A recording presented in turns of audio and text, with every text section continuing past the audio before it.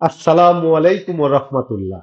Hello বন্ধুরা, আজকে Saudi আরবে 7 বছর 1 মাস 12 দিন অতিবাহিত হলো আমার প্রবাস জীবনের।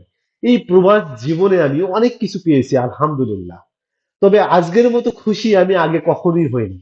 আগে আমি অনেক কিছু পেয়েছি, এখান থেকে লক্ষ লক্ষ টাকা ইনকাম করেছি, আমার জীবনটা পুরাটাই চেঞ্জ। কিন্তু আজকের মতো খুশি আমি কখনোই হইনি।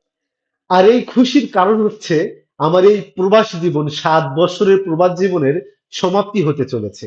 কিন্তু তার আগে আমি মহান রাব্বুল আলামিনের পাক দরবারে শুকরিয়া আদায় করতে চাই দিল থেকে।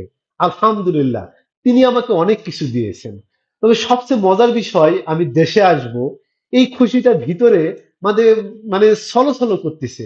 আমি ভাষায় প্রকাশ করতে পারবো না। আমার 7 বছর জীবনের প্রবাস জীবনের সমাপ্তি হতে চলেছে। এটা আসলে অনেক লম্বা সময়।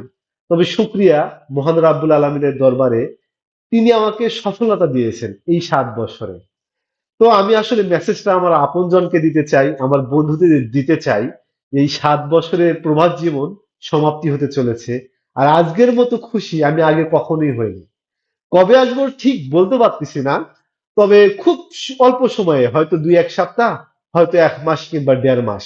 ফাইনালি ইনশাল্লাহ আমি দেশে আসবো, আমার জন্য দোয়া করবেন। আল্লাহ যেন সহি সালামতে আমাকে দেশে যাওয়ার তৌফিক দান করে এবং নেক হায়াত দান করে, এই কামনায় শেষ করছি। এবং আমার জন্য দোয়া করবেন। অসংখ্য ধন্যবাদ আপনাদের।